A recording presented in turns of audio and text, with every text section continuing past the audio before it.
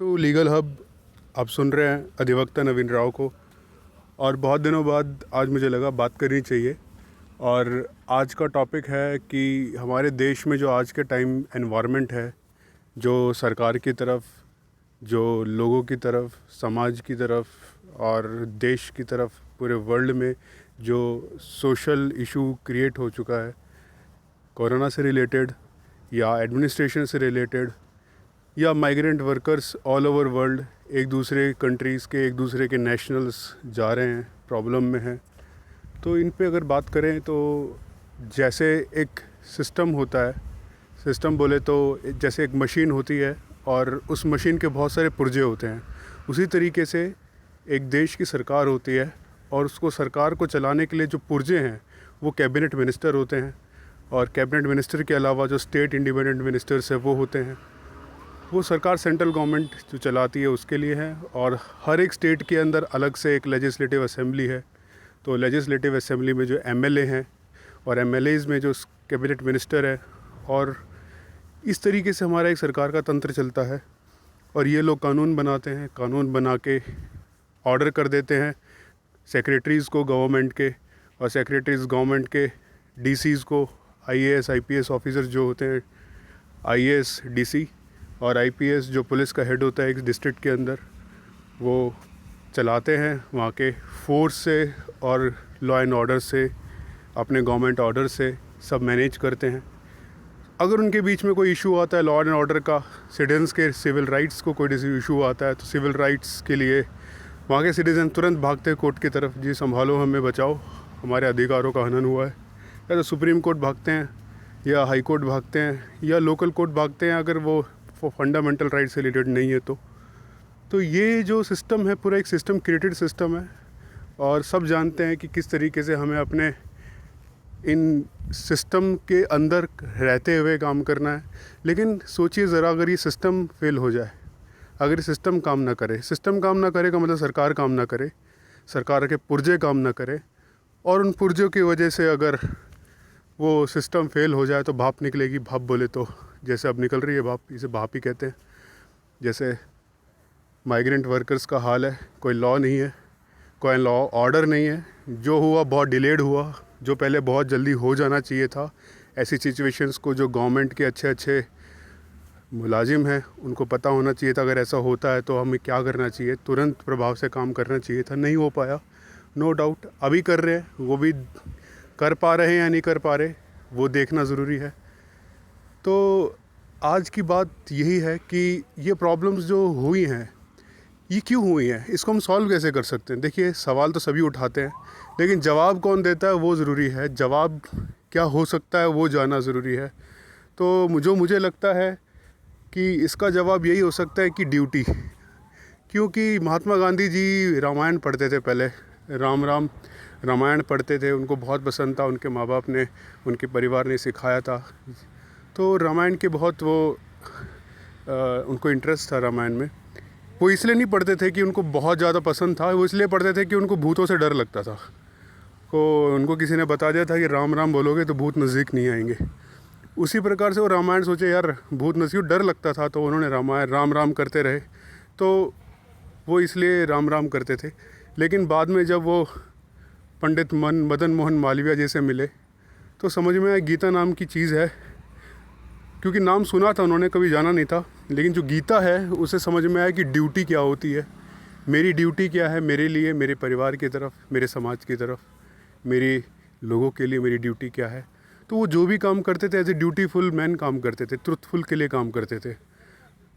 तो हमें गीता से, अगर हम इससे इंस्पिरेशन लें, गीता को जाने, तो गीता बेचने वाला नहीं जानता गीता क्या कहती है, लेकिन गीता समझने के लिए गीता का भाव ये कहता है कि ड्यूटी, जैसे अर्जुन को बताया गया कि ड्यूटी क्या है वो जानना ज़रूरी है। तो इसी तरीके से जो सोशल आर्गूमेंट है कहीं पे भी अप्लाई करने से, जो हम बात करें सोशल आर्गूमेंट ही है कि have we a duty to human society, क्या हमारी कोई ड्यूटी है ह्यूमन सोसाइटी की तरफ। तो सरकार है वो एक ह्यूमन सोसाइटी की तरफ एक ड्यूटी रखती है, तो वो भी अपनी ड्यूटी पूरी कर रही है। तो I have no duty, I am the soul, या ये फलाना डिमका जो भी कहते हैं, तो ये सब कह देना ये एक गीता की तरफ कह देना ये मैच्योर होगा, इमेच्योर इसीलिए होगा क्योंकि बात है ड्यूटी की। तो ड्यूटी है जब आप एक सिस्टम में होते हो, जब आप किसी के लिए काम करते हो, किसी भी चीज़ के लिए आप एक रिस्पॉन्सिबिलिटी लेते हो, आपको कोई बनाता है तो आपकी एक ड्यूटी है उसको पूरा करना। अगर आप एक सरकार हो तो सरकार की ड्यूटी है लॉ एंड ऑर्डर मेंटेन करना, कानून बनाना, कानून को डीसी, आईएएस, आईपीएस के थ्रू इम्प्लीमेंट कराना, उनको चेक करना वो कर रहे हैं नहीं कर रहे, और नहीं कर रहे तो उनके अगेंस्ट एक्शन लेना, लाल नीली पीली कलम से रिमार्क्स करना, चेंज करना सिस्टम को, सिस्टम में इम्प्लीमेंटेशन करना। और इसके अलावा यहाँ पे रेस्क्यू के लिए अगर कुछ नहीं हो रहा है, बिल्कुल बिगड़ गया, तो सुप्रीम कोर्ट का बहुत ज़रूरी है काम करना, हाई कोर्ट्स का बहुत ज़रूरी काम करना अपने स्टेट के अंदर। अगर लॉ एंड ऑर्डर मेंटेन नहीं हो रहा है, सुओ मोटो लेना। तो क्या सुप्रीम कोर्ट ने सही टाइम पे सुओ मोटो लिया? इतनी डिलेड लिया। आज मैं न्यूज़ देख रहा था, इसमें 27 में आज की है ये, तो ये है after rejecting PIL supreme court suo motu takes up migrant workers plight. इतनी लेट, बहुत जल्दी ले लिया, ये तो अच्छा हुआ ले लिया, नहीं तो ये होता सुप्रीम कोर्ट पे तो भरोसा ही उड़ जाता। तो सुप्रीम कोर्ट के ऊपर ये जो एक्शन इन्होंने लिया है, सुओ मोटो एक्शन लिया है, बहुत अच्छा काम किया है। ले तो लिया एटलीस्ट, ये बड़ी बात है, क्योंकि कुछ ना सही से कुछ होना ही बहुत बड़ी बात होती है। तो ये लिया है एप्लीकेशंस इन्होंने सुओ मोटो कोगनाइजेंस माइग्रेंट वर्कर्स के लिए, किसी के भी ले ली। आप भी एक माइग्रेंट वर्कर हो सकते हो अगर आप अपने घर से बाहर निकलते हो, क्योंकि आप माइग्रेट कर रहे हो अपने घर से एक वर्क के लिए। It is not about working, being a migrant worker means in my view कि आप अपने घर से किसी भी काम के लिए जा रहे हो, चाहे दूसरे के घर में जा रहे हो, किसी के पास जा रहे हो, तो आप वर्क के लिए जा रहे हो, कमाने जा रहे हो। तो ये अपने स्टेट से आए हैं, दूसरे स्टेट से दूसरे स्टेट में जा रहे हैं, तो इनकी डेफिनेशन बहुत बड़ी है। लेकिन अगर देखा जाए तो हर आदमी माइग्रेंट वर्कर है। सरकार अपने आप में एक माइग्रेंट वर्कर है, नहीं है? क्योंकि वो अपने, अगर वो किसी ने बनाया तो किसी स्टेट के किसी आदमी ने बनाया नहीं है, पूरे समाज ने बनाया, पूरी सोसाइटी ने बनाया, एक कम्युनिटी बनाया, एक कॉन्स्टिट्यूएंसी ने उसको मिलकर बनाया और वहाँ भेजा है जहाँ पे वो कानून बना सके, उनके लिए बात कर सके, उनके लिए उठ सके। अगर वो आदमी उनके लिए नहीं बोल पा रहा है, उनके लिए कोई काम नहीं कर पा रहा है, तो he himself is a migrant worker, क्योंकि माइग्रेशन करके आया वो अपनी जगह से, वर्क करने के लिए कर नहीं पा रहा है। वो अपनी तो प्रोटेक्शन कर नहीं पा रहा, दूसरों की क्या करेगा? तो ड्यूटी की याद आनी चाहिए यहाँ पे, गीता की याद आना चाहिए कि it's a duty of a man to do its work. तो क्या हम अपना काम कर पा रहे हैं या मेटाफिजिकल सोसाइटी में ही रह रहे हैं? क्या हर आदमी अपनी एक ड्यूटी लेके एक रिस्पॉन्सिबिलिटी के साथ काम कर पा रहा है? क्या वो डिसिप्लिन्ड है? क्या वो रिस्पॉन्सिबल है अपने काम के लिए? ज़रूरी नहीं है वो छोटा काम है या बड़ा काम है, ज़रूरी ये है कि वो अपना काम कर रहा है।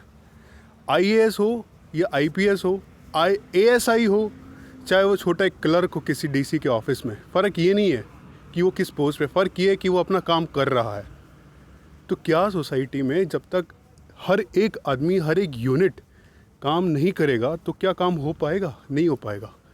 अगर एक घर में ही आदमी रह रहा है, अगर वो सोशल डिस्टेंसिंग मेंटेन नहीं करेगा, मान लो गवर्नमेंट के ऑर्डर ही फॉलो नहीं करेगा, तो क्या काम हो पाएगा? नहीं हो पाएगा। हर आदमी कहीं ना कहीं अपनी फॉर्म में सपोर्ट कर रहा है एक दूसरे को, सोसाइटी को, गवर्नमेंट को सपोर्ट कर रहा है। तो क्या गवर्नमेंट सपोर्ट कर रही है?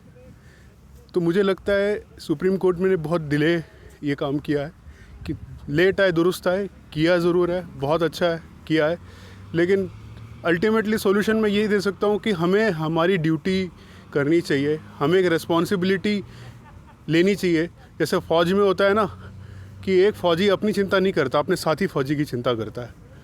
एक अफसर अपनी चिंता नहीं करता, अपने नीचे जो उसके मुलाजिम काम कर रहे हैं, जो जवान काम कर रहे हैं, उसकी चिंता करता है। उसी तरीके सरकार को अपनी चिंता ना करके अपने लोगों की चिंता करनी चाहिए। वो शोल्डर टू शोल्डर चलना चाहिए, अपनी चिंता ना करे, अपने लिए, उसके लिए जो काम कर रहे हैं लोग, उनकी चिंता करें। तो शायद देश बहुत अच्छी तरह आगे तरक्की करेगा, बहुत जल्दी सुधरेगा और लोगों का विश्वास बना रहेगा। जो है आज के टाइम में जो त्राहिमाम हो रही है, ये नहीं होगी।